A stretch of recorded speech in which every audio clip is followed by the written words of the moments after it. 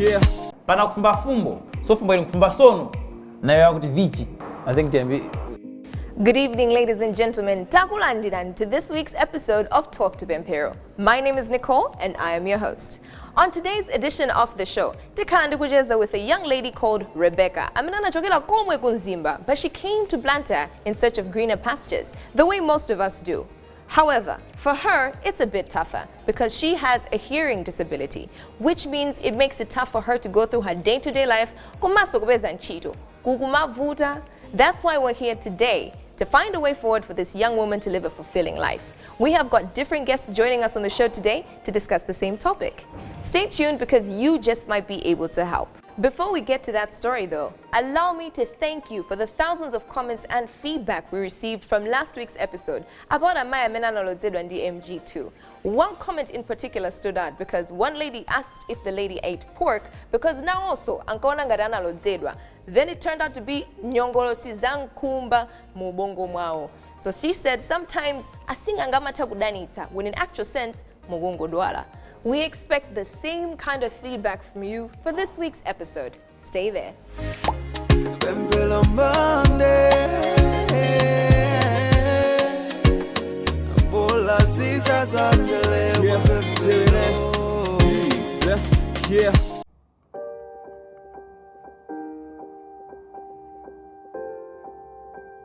Hello, Mr. Pemphero. I am a 30-year-old lady from Zimba, but currently based in one of the cities.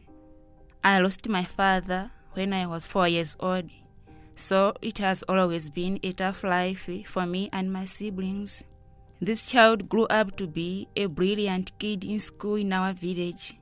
I was always among the top 3 in class, all the way to standard 8. Unfortunately, I started feeling pain in both my ears and was discharging blood, and I discovered that I was not hearing clearly. I sat for my standard 8 exams, both the government and church exams, and I was selected to go to a boarding secondary school. But this time, my hearing problem worsened. When I started Form 1, I became a very completely deaf girl. I was now only relying on school notes since I couldn't hear the lessons. Some school officials then opted to send me to a deaf school nearby, but I refused because I didn't want to be treated differently. My secondary schoolmates were very supportive and loving, and I couldn't feel out of place. After writing my MSCA, I didn't do really well, and I found myself at a certain private university. I enrolled in journalism course. By this time, my condition was improving little by little, and I was able to hear sound and capture a few words. Everything was going on with difficulty though, until I graduated in 2014. I became the first graduate in my whole family and the first female graduate in my village. I became a role model. This was where I now started experiencing the real pain of being one of the persons with disability living in an unloving society. I was able to secure internship with 3 different media institutions, the last one being in 2018. Unfortunately, I have been unable to secure a permanent job. I have also come across men, some even my father's age, trying to take advantage of my situation by asking for sexual favors in exchange for employment, while others just by wanting to help me find a job would ask for the same.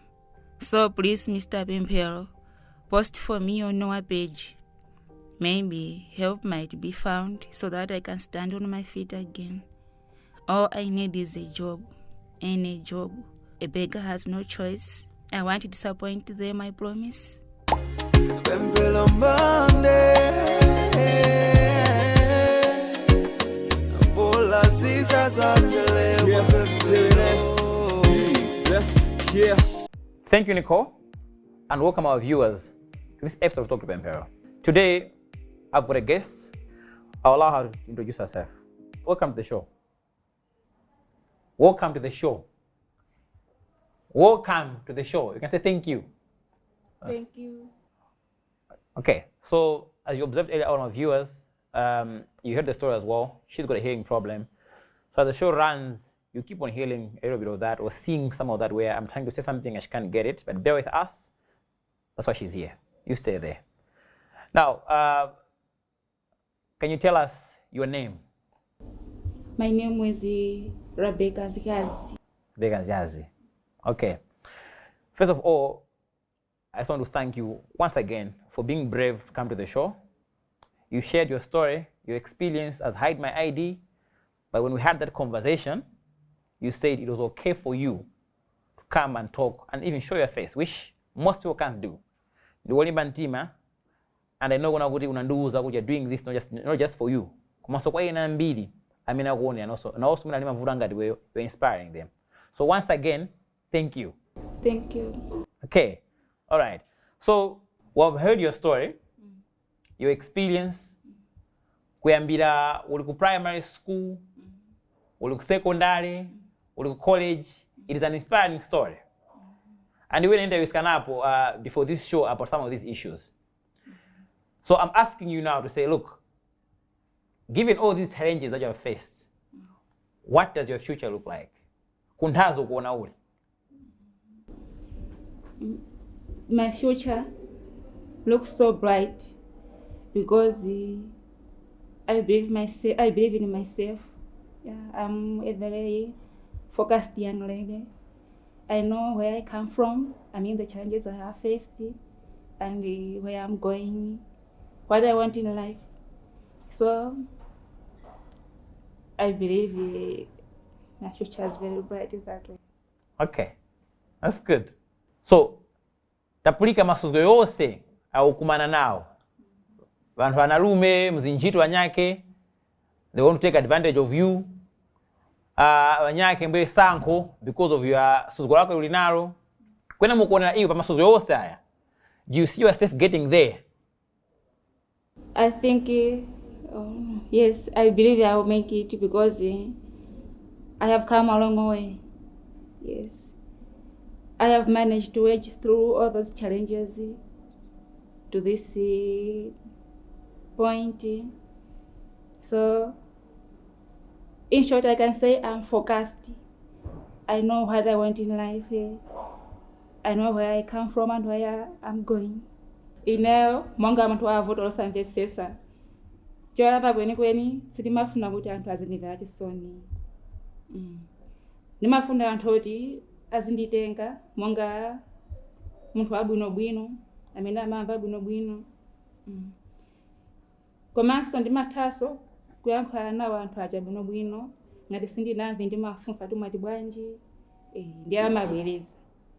Ngakhale anthu oti amakhala oshepa chifukwa kuti ena samatha mwina kuti kumvesesa voto langa, ndiye pamakhala povuta kuti ndi anthu ajawo ndi ineyo tikhalire malo amodzi mwina agawugwira ntchito limodzi. Nthawi zambiri ndimakhala munthu oti wamwayi fatu anthu ena oshepa amapezeka tapena amatha kundivesa voto langa lija timankhulana bwinobwino kwina ku ntchito ija ikutheka. Ndiye sibwino kuti ndizimvedwa chisoni koma ndizitengedwa ngati mene aliyense alili. Ndi kwazi bambo amene amakuvutisa aja. Uthenga wako kwa iwowo ndi utani?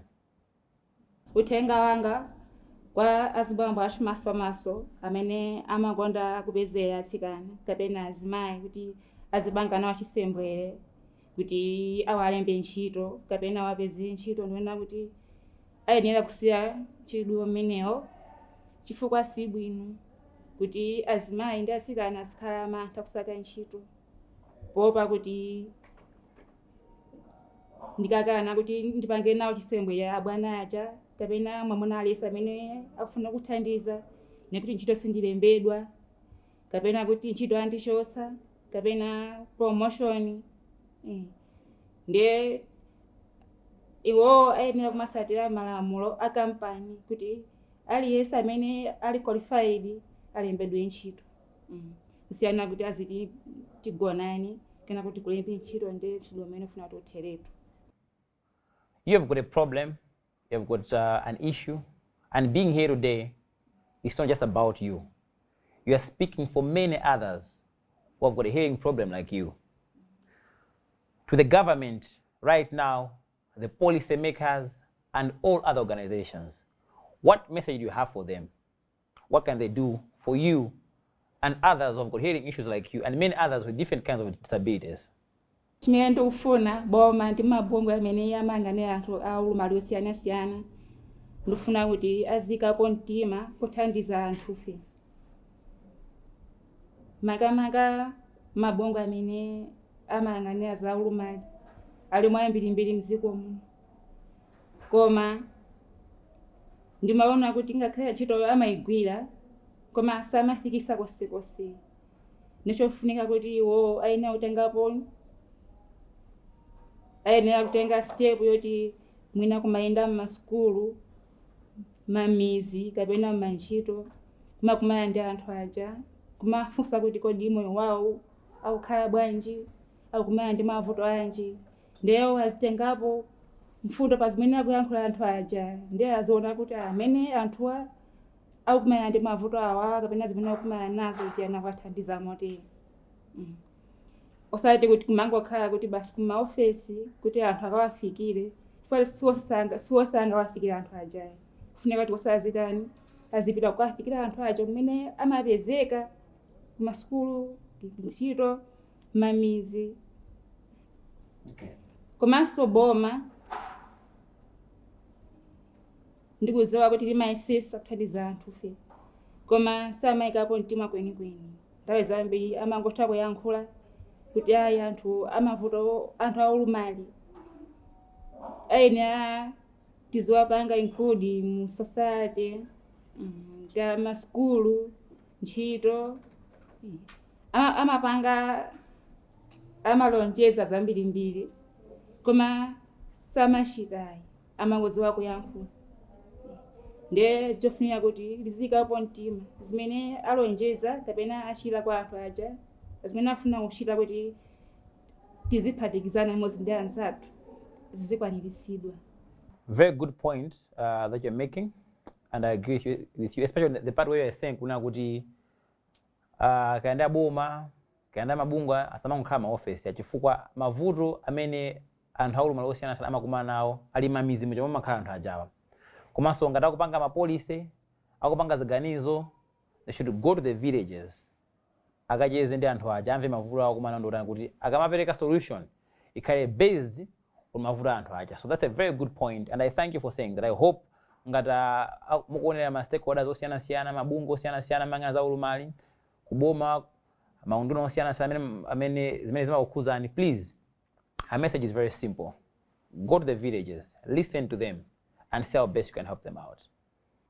Wakamba nkhani zambiri ndipo ndakumva mavuto mwakumana nawo, komanso meti mamvesera nkhani yako tamva kunena kuti ndiwe munthu wophunzira bwinobwino, a qualified journalist, uli ndi degree yako ndithu, nde mwina kumapeto kwenikweni chomwe chinakulimbisa mtima iweyo kuti ubwere pa show noba ndi chani? Chimene ndabwerera pa show nthawi zino ndikufuna kulimbikitsa anzanga omwe nawonso ali ndi vuto losamvesesa kapena samamveratu, kuti ukhala ndi vuto lisindiye kuti palibe chimene angapindule pa moyo wawo kapena kuti sangaphunzire ayi, koma nawonso ali ndi mwayi, ali ndi ufulu, ali ndi ufulu. Nde asamaope akwanisa chimene moyo wawo ukufuna. Ineyo ndikhala ngati example yawo ya anzangawo. Vuto linandiyamba ndi wang'ono kwambiri ndili ku primary. Ndimakumana mavuto ambirimbiri, maka ku skulu, kusamvesesa mklasi, performance yanga inatsika, anthu amandiseka, ena amandinena. Koma ineyo foti ndimafuna kuti mwana zakhale babwino, ndinalimba mtima kuti ndiphunzire. Ndiye chofunika kuti nawonso azilimba mtima basi, fuati anthu ndiye oseka. Amaseka, amanyoza, koma nanga mawa akubwesani chakudya ngati. Ndifuna kuti wewe uzimbika yabaye wabeka kumazilimbikira kuti olaseke kumene ndifuna tsogolanga likhalirani, likhalira bwino.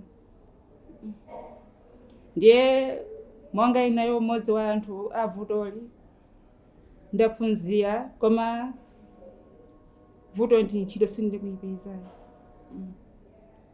Ndawo zambiri anthufe amati kuti chifukwa sitimamva iti palibe chimene tingachite.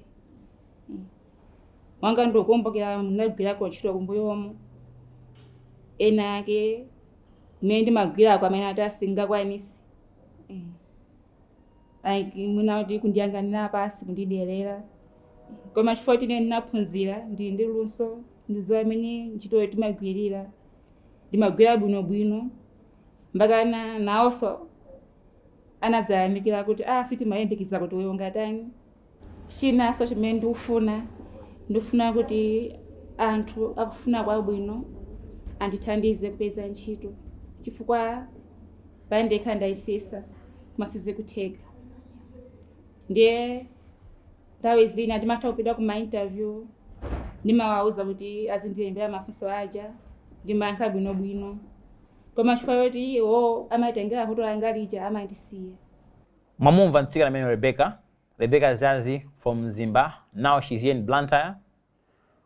From her mouth, akuna kuti she came on this show to speak for others who have got a hearing problem and all kinds of disabilities. Komanso to speak for herself, to share her experience. There's power in telling your story. There's power in sharing your experience because you let out and you vent out and others can be in your shoes. They can feel your pain and in the end they can help you.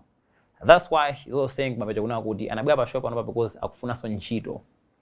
Papeji banga in the past tathandiza kanthu kupeza ntchito and I know kuti some of you are watching right now mwina mulinga ntchito kena kake. Maybe you know somewhere there's a job. She's a qualified journalist with a degree from BIU. Mundu take it and it work ambapo she has worked before. Wamba mampanga doubt but she worked and they said she can actually work. It is for you and me now, the granny manager, to make sure she gets that job. So please, enanumanidziwa, my number langa, call me. Some of you, you're right here on Facebook, send me a message. Zodiak, please send a message. Let's help this girl get a job. I want to put it back at That's why I've got this show to help people, and we'll keep on helping all the people that we have.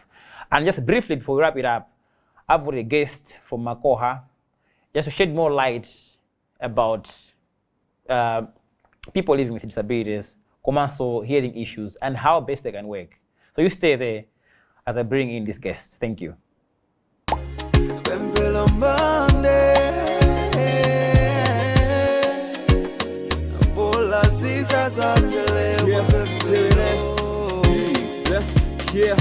Akulandirani. Nazikoma kwambiri. Mwina zinalijandana ntakudziwira namene kuonera. Ndine Ken Mdala. Nimagwira ntchito ku Malawi Council for the Handicapped and ndine assistant rehabilitation officer for Blantyre district. Maybe at Makoha? Yes, Makoha. Yeah. All right. Do you really think that someone like Rebecca can actually work positively and contribute in any working environment? Yeah, very much so. Not only talking about Rebecca, but there are so many others who are deaf, who are working. Previously, we had somebody who was working in, I think that was at the Blantyre District Assembly a few years ago. Okay. He was there. Then we have others who are working as teachers at Montfort Teachers Even College. as teachers? Yes. Okay. So the situation of Rebecca is not really different from the rest. I followed up her story and I've seen that she has the capacity, she can do it. And even after obtaining her education, a degree in journalism, she can do it. Okay. I think that the challenge is that most organizations would focus on her disability and not on her capacity. Quite right. And so that becomes a problem for most of the people with disabilities.